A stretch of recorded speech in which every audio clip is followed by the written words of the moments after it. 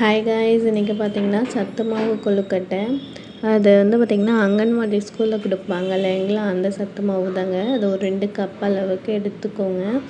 அது கூட கொஞ்சமாக சால்ட்டு, தேங்காய் துருவல் ஆட் பண்ணிக்கோங்க. தேங்காய் துருவல் எல்லாத்தையும் ஆட் பண்ணிவிட்டு ஒரு மிக்ஸ் கொடுத்துருங்க. மிக்ஸ் கொடுத்ததுக்கப்புறமா இதுக்கு தேவையான வெள்ளை பாகுங்க. இதில் நீங்கள் நாட்டு சக்கரை கூட ஆட் பண்ணி அப்படியே மிக்ஸ் பண்ணி வச்சுக்கலாம். நான் இன்றைக்கி பார்த்திங்கன்னா வெள்ளைப்பாகு காய்ச்சி வெள்ளைப்பாகை கொஞ்சம் கொஞ்சமாக அந்த சூட்லேயே கொஞ்சம் கொஞ்சமாக ஆட் பண்ணி நல்லா சப்பாத்தி மாவு பதத்துக்கு நல்லா பிசைஞ்சு எடுத்துக்கோங்க. கொஞ்சம் கொஞ்சமாக ஆட் பண்ணுங்கள், ஒட்டுக்க ஆட் பண்ணிடாதீங்க.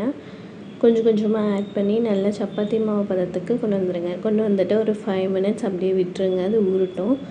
அதுக்கப்புறம் நெய்யை எல்லாம் ஆயில் அப்ளை பண்ணிவிட்டு இந்த கொழுக்கட்டை நம்ம எந்த ஷேப்பில் வேணுமோ அந்த ஷேப்பில் எடுத்துக்கிட்டு ஒரு இட்லி பாட்டில் வச்சு ஒரு 10 மினிட்ஸ் வேக வச்சு எடுத்தீங்க அப்படின்னா சூப்பரான கொழுக்கட்டை நம்மளுக்கு ரெடி.